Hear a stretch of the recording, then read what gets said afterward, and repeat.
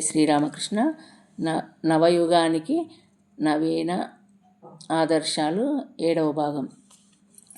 ఈ చారిత్రక పరిణామ కాలంలో శ్రీరామకృష్ణులు నూతన శక ఆవిర్భావానికి ఎలా దోహదం చేశారో చూద్దాము. శ్రీరామకృష్ణులు మనకేమిచ్చారు? అన్నిటికంటే ముందు ఏది లేకపోవడం వలన మనం మనశ్శాంతిని పొందలేకపోతున్నామో అది మనకు అవసరము. అదే భగవంతుని యందు విశ్వాసము. దాన్ని ఎలా పొందాలో మనకు తెలియదు.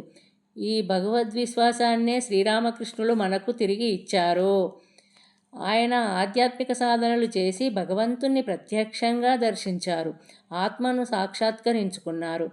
వివేకానందుడు మొదట్లో పాశ్చాత్య విద్యను పొంది విస్తృతంగా అధ్యయనము చేసిన తరువాత ఆయనలో కూడా భగవంతుని ఉనికిని గురించిన ఇలాంటి సందేహమే తలెత్తింది. మానవాళికంతటికీ ప్రతినిధిగా అర్జునుడు గీతలో కృష్ణుడిని ప్రశ్నలడిగినట్లుగానే నేటి మానవాళికి ప్రతినిధిగా స్వామీజీ రామకృష్ణులను అయ్యా మీరు భగవంతుణ్ణి చూశారా అని అడిగారు. అందుకు శ్రీరామకృష్ణులు వెంటనే నేను భగవంతుడిని చూశాను.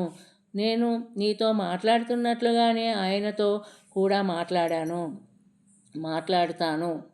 అంతేకాదు ఆయనను నీకు చూపగలను కూడా అంటూ బదులిచ్చారు. ఈ మాటలు విన్న వివేకానందుడికి భగవంతుడి అస్తిత్వానికి సంబంధించిన సందేహాలన్నీ పూర్తిగా తొలగిపోయాయి. స్వామీజీ యొక్క సందేహాలు మాత్రమే కాదు, ప్రపంచ మానవులందరి సందేహాలు కూడా.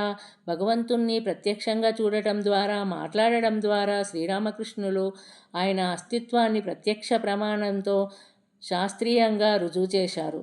భగవంతుడంటే మనం ప్రత్యక్షంగా చూడగలిగినవాడు, మాట్లాడగలిగినవాడు అని ఆయన రుజువు చేశారు. భగవంతుడు ఉన్నాడనడానికి ఇంతకంటే నిదర్శనం ఏముంటుంది?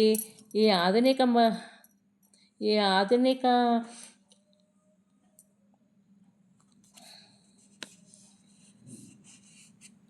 భగవంతుడు ఉన్నాడనడానికి ఇంతకంటే నిదర్శనం ఏముంటుంది? ఈ విధంగా మానవుడు భగవంతుని విశ్వసించడానికి కావలసిన ఒక బలమైన పునాదిని శ్రీరామకృష్ణులు వేశారు. జై శ్రీరామకృష్ణ.